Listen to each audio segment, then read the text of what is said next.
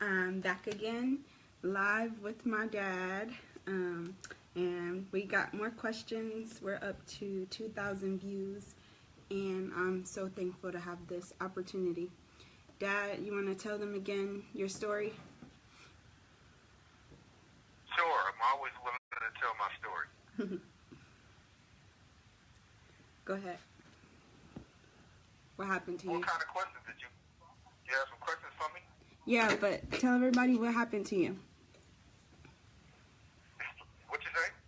I said tell everybody what happened to you, love. What happened to me is I've been in prison 27 years for a crime I didn't commit. Even though 8 witnesses cleared me the crime, and the person that did the crime confessed to the crime. All right. So if you haven't seen the story already, it's been on YouTube. Just search Free Valentina Dixon. And how is this possible in America? All right, Dad. So here's the first question. As a child, what was your favorite experience and why? My favorite experience as a child, Yeah. I would have to say I love fishing. Fishing was one of my favorite experiences. The reason being is because when you're in the inner city, you don't really get to do too many things. It's like you live in a 10 or 20 block radius. So fishing was something that, took me out of the norm. It was peaceful, very peaceful, and, I love doing it. And that's something I want to, introduce to the young kids in the inner city, to these type of experiences, fishing, things that they don't get to do, golf, tennis, skiing, mountain climbing, all the activities that we really get to do in the ghetto. Nice. All right, here's another one. There are so many prisoners going through injustice. What do you want to say to them? For anybody that's going through an injustice, what I want to tell them is to stay strong, and trust in God, because what's in the darkness, it always comes to light. Never give up. You got to fight, fight, fight. Then one day you'll get your freedom. Okay. Well, somebody asked, why did the prosecutor fight so hard to convict you? Well, the prosecutor fought so hard because once an arrest is made, the prosecutor, is a lot of pressure on the prosecutor to get a conviction. And in my situation, 2 days after I was arrested, they realized I didn't commit the crime. And when I went to trial, 8 of those witnesses that cleared me of the crime was on the prosecutor's witness list. And my lawyer didn't call them to testify, and the prosecutor didn't call them to testify. So they knew it was clear that I didn't do the crime.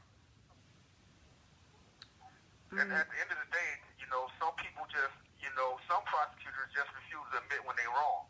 Right. Mm-hmm. Yeah. That's but if I say that, let me just say this, Tina, if I say that this is racism or discrimination, people turn their nose up, but I want to know if 8 people clear you of a crime, and none of those people make the trial to testify, what do you call this? What do you call it? You don't call it discrimination, you don't call it racism, you don't call it bias, you don't call it prejudice, what do you call it? Yeah. It's crazy. Like, how can you even live with yourself after that? All right, here's another one. Why didn't the attorney call any witnesses at the trial? Well, the attorney, first of all, the attorney came to trial and told the jury that he was going to call witnesses that was going to clear me the crime. Yeah. Okay? They didn't call any witnesses. But when they accused the jury, my attorney asked the judge for advice on his failure to call witnesses. He wanted to know why didn't, he wanted to tell the jury, why he didn't call the witnesses. So the judge responded and said, you don't know what you should do. I don't know what you should tell the jury. So when they found me guilty, the jury foreman went to the judge and asked him, look, why his lawyer didn't call any witnesses? The judge tells the jury foreman to go home and sleep well. Go home and sleep well. I only found this out through an interview through the Buffalo News. The Buffalo News ended up interviewing the jury foreman, and the jury foreman revealed that he went to the judge and told the judge, that they were waiting for witnesses. It's crazy. Well, good thing Let me just say this. I've getting said the this story before, out. right? Yeah. Let me just say this. Yeah. Let me just say one more thing regarding an attorney. Like, you know, a good attorney helps those who can't help themselves, you know, but a great attorney stands up against all in the name of justice. This lawyer, not only did he not call any witnesses, the person that confessed to this crime did a video confession, and the lawyer didn't even tell the jury that another man confessed to this crime. He didn't even introduce it to the jury. So what do you call that? It's crazy. It's good that we're getting this story out here, though, because now we're getting more and more evidence that you're innocent. You know. Here's another question, Dad. Since you have all these facts and everything, have you reached out to the Innocence Project? Well, that's another story. Okay, people need to know about the Innocence Project. Is they get so many requests, you know, that it's like hitting a lotto for them to accept your case. You know, and I've been through that. I've been down that avenue before, and you know, my experience with the Innocence Projects and the cases that I've seen them take. You know, they take a lot of DNA cases. These are cases that's easy to win. You know, and they pick and choose which cases that, you know, that they want to take. Now, the Exoneration Initiative got involved with my case about 6 years ago. Okay, and they read everything and they said they believed in my innocence. But then they told me that they needed $5,000 to complete the investigation, which we paid the $5,000. You know, and afterwards they said that they couldn't pursue my case. Why? Because the judge in my case had denied all 8 witnesses, and they said I needed more evidence, which was insane. You know, how much more evidence do you need in this case? 8 witnesses and a confession. This is our justice system. That's crazy. Well, I got some questions about the justice system, actually. Have you ever been to solitary confinement? No, I haven't. The reason I haven't been there is because I've made it my business to avoid going there. You know, I'm already in a bad place. You know, and the worst thing you can do is go to solitary confinement. You know, you're already in a bad place. You know, and I've seen guys go there for years and come out of there messed up. You know, people lose their minds. You know, people go on medication. So, you know, they treat you worse than animals there. You know, so you have to be very clever in trying to avoid the solitary confinement. Easy to go there, so you have to be very clever in not going there. Yeah, I was watching, there's this show on Netflix called The Khalif Browder Story, and he had a wrongful conviction and spent 800 days in solitary confinement, and he ended up killing himself after he got out of jail. Yeah, it's madness. You know, people think, like it's an easy thing, or it's a walk in the park to go into solitary. You know, you don't have any windows. You know, you isolated, and you put somebody there for how many days? You said he was there? 800. 800 days. Can you imagine just 8 days in the solitary? 80 days, 800 days. That's insane. That's insane. All right, here's another one.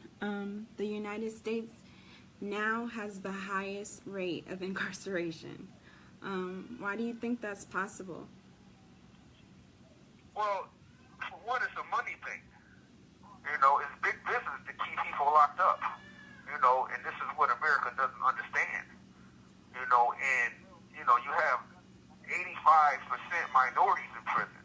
You know, and I hate to use the race card, but if there were 85% white folks in the penitentiary, they would have been fixed the problem. You wouldn't have this mass incarceration. And one of the problems in the U.S. is the harsh sentencing. You know, people, when you commit a crime, if somebody commits a crime, yeah, sure, they should be in prison. Not saying that. They should go to prison. You know, but the sentencing laws are too harsh and too excessive. You know, and the U.S. has always been behind when it comes to these type of things. For example, in times of slavery, people tried to, escape to Canada because Canada was, didn't have slaves at the time. They had abolished slavery, so people were trying to get to Canada. And Jim Crow, the segregation laws, people fled to Europe, entertainers and stuff like that, so they wouldn't be discriminated against. And now, with this mass incarceration, you have countries like Norway that's trying to set example for the U.S. You know, in Norway, no matter what crime a person commits, they can't get any more than 21 years. You know, in the U.S., you can get 300 years for anything, you know, for all kind of different things, you know. I mean, I was watching 48 Hours the other night, and these two little white girls who had stabbed their friend up. They stabbed their friend. She didn't die, but they stabbed her up really bad. Okay, they were 12-year-old girls. Okay, one of them got 25 years, and one of them got 40 years. Wow. You know, and I mean, this is what I'm talking about. You know, it's just crazy, excessive, harsh, you know, no sympathy, no empathy, no compassion, no forgiveness for people in prison. You know, and, you know, God won't give mercy to anyone except those who give mercy to other creatures. And this is what the judges and the politicians need to understand. Nice. That was very well put. Yeah. Like Khalif Brower, he went to prison for stealing a backpack. So, yeah, they did him really bad. Here's another one. What will you do with your art if you get your freedom? What will I do with the artwork? Well, see, one thing I learned over the years, you know, doing a lot of reading and studying and, you know, listening to stories, you know, most artists in America is poor. You know, you got brilliant people, you know, are poor, you know, and especially minorities. So the art galleries is like a secret society in order to make a living. So me being an entrepreneur at heart, you know, I want to control my own destiny by taking my designs and putting them on various products like greeting cards, clothing, calendars, furniture, rugs, blankets. You know, I have over 2,000 original designs, you know, and I can do anything with those designs. I can take them to retail or I can take them to mom and pop establishments. You know, it's all about the determination in the person. So what I would say to artists is that, you know, get your artwork out there by putting it in small stores. Don't wait for a gallery to pick you up because you could be waiting for a lifetime. All right. This question's kind of sad. I'm like looking at it like, oh my God, am I going to say it? Okay. Do you ever feel like giving up? No, never. Never. You know, but I'm be honest, it do cross my mind, you know, at least once a month for maybe 5 minutes. You know, this situation is like life or death. You know what I'm saying? You got to make a choice. You know, in the movie Shawshank Redemption, you know, the character Andy, you know, he had a choice, you know, and his choice was this. He came to the conclusion that he had to get busy living or get busy dying, you know, and for me it's the same thing. You know, so many people, you know, that's waiting for me to give up. You know, people that put me here is waiting for me to give up, and that's not going to happen. You know, I want to see the world, you know, and I know God has big plans for me. That's beautiful, Dad. I love your positivity. You definitely keep me going. Because I've been through so much without you. Alright, last one. Hopefully we'll get some more questions after this one. What can people do to help? Well, what people can do to help, you know, just share my story. Tweet my stories. You know, share it on Facebook. You know, share it to everyone. You know, reporters, family members, entertainers. You know, just share it to everybody. Get the story out there. You know, you never know who could be the person that could really break the story. It could be anybody listening right now that could send it to the right reporter or send it to the right media person or the right entertainer, you know, and gather the support that we need to release me. All right. Well, that's all the questions that we have for today. Again, share this, like it, add it to your page. Free Valentina Dixon is our hashtag. Thank you so much for watching. You know, and everybody that's listening, you know, we're going to try to do this every week, you know, so send your questions in, you know, and I'll answer them. You know, and until next week, everybody stay safe, stay positive, you know, and keep the negative things away from you. And I appreciate everybody for listening. All right, bye-bye.